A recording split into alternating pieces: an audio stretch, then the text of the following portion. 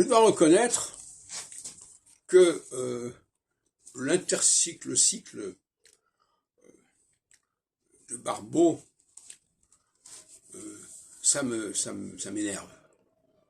Croire qu'on peut arriver à une unité graphique unique en combinant les cycles de 5 planètes, Jupiter à Pluton, ça me paraît complètement une hérésie. Alors, c'est Gouchon qui a introduit cette notion-là, de combiner les planètes entre elles pour donner un sentiment d'unité. Quand on voit ça sur le plan politique, c'est assez effrayant. Ce syncrétisme consistant à affirmer une unité alors qu'on est dans la diversité, à masquer la diversité par une pseudo-unité, eh bien c'est exactement ce que fait l'indice cyclique de Barbault.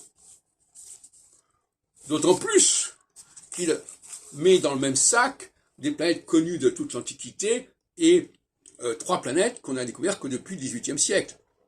Uranus, Neptune et Pluton. Alors évidemment, là on a une sorte de mysticisme qui ne dit pas son nom et qui voudrait que, n'est-ce pas, l'astrologie du XXe siècle, l'astrologie actuelle, soit sauvée par les astronomes qui ont découvert ces planètes au-delà de Saturne.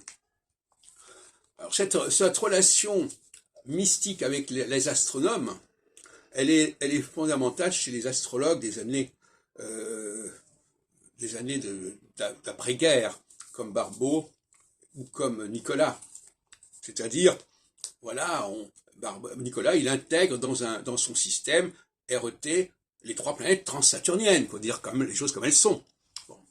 Donc, ils ont le sentiment, et des romans aussi avaient un peu cette impression, ils en parlent assez d'ailleurs, ils ont le sentiment que l'astrologie va arriver à son apogée, elle va être sauvée par l'astronomie. Alors qu'en réalité, c'est le contraire. L'astrologie a été damnée. L'astronomie, c'est l'âme damnée de l'astrologie. Le fait d'avoir converti les dieux en planètes, d'avoir placé les dieux dans les planètes, alors que les dieux avaient une fonction tout à fait de significateur et non pas de prometteur, j'en ai parlé dans une vidéo, c'est une hérésie absolue. Et ça, c'est... Donc finalement, les astronomes eux-mêmes se sont emparés de ce langage astrologique. Parce que, pourquoi est-ce qu'on a appelé ces planètes Mercure, Vénus, Mars, Jupiter? Parce qu'on en parlait dans la théorie des domiciles, par exemple, associés à certains signes zodiacaux.